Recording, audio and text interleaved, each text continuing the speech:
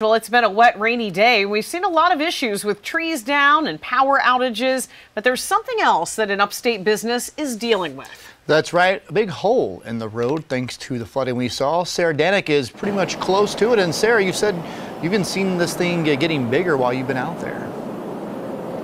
Yeah, we've been standing here and pieces are falling off. You can kind of see behind me, there's no road left at all. And when I was here a little bit earlier, you know, there was a little bit left, but it is gone now. This is off of Bruce Road. This is a business drive, so really not impacting the greater public right near 85. But this trucking company, Central Freight, is definitely impacted. They tell me that road really is the main road that they use for their trucks. So without access, it's making things pretty difficult. They are working right now on a backup plan, they said. Now, we wanted to talk a little bit about earlier this morning when workers say they showed up and saw this huge sinkhole forming here. Gantt Fire District did come to the scene. They tell me there have been past flooding issues, but really nothing like this.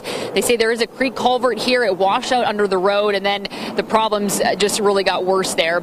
They say it's up to the business owners to fix it because it is a business road here. But utilities like Duke, Greenville Water, and sewer folks did come by to check on things. I also saw a man checking it out just a moment ago. Said that, you know, they might be fixing it, but it would be a big fix to have to do that. It's not clear how long that would even take at this point. A worker, though, here on scene did tell me he went home tonight because really wasn't sure when he'll be able to drive next, hoping to have an answer a little bit later tonight. Also spoke with a passerby who saw some yellow tape and decided to stop and check it out.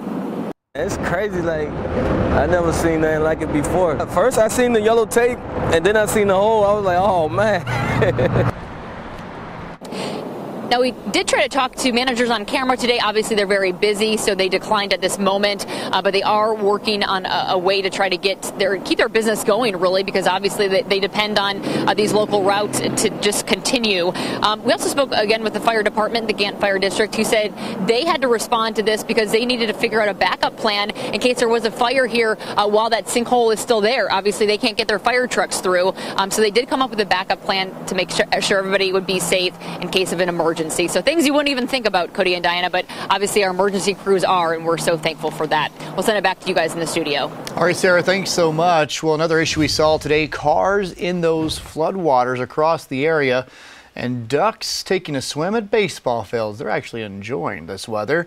These are just some of the flooded areas we have seen across the upstate. And Fox Carolina's Jennifer Phillips is live in downtown near the Swamp Rabbit Trail, which is flooded too, right behind you, Jen.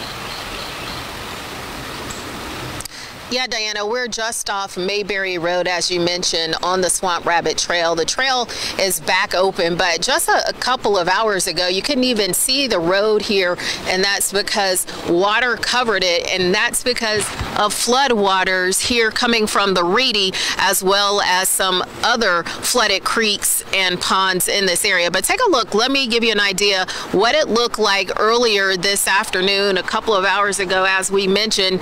This is what you saw here, and this area sits just behind the yoga workout spot where water from the Reedy River flooded this lot as well. And you can see there's a car and a van that got stuck here. Both are out of that parking lot now. And not too far from this area off Lois Avenue, a car flooded as a driver tried to make it under a bridge, but the water just too deep. We talked to an employee at the Village Wrench near that bridge who says just a little water seeped into their shop. And we also talked to the director of Greenville Public Works. He says the area is known to flood. It is a floodplain, which means it's going to store water in a heavy rain event. The banks of the Reedy, you know, overflowed once it got to the bridge on Hudson Street. That's sort of the checkpoint. I just took the yield right there and went over onto White Horse Road and around. It's definitely blocked off. So again, a lot of people really concerned about the flood waters. The soccer field at the Kroc Center is also underwater, and we saw those ducks taking a swim at a ballpark not too far from this area of the Swamp Rabbit Trail.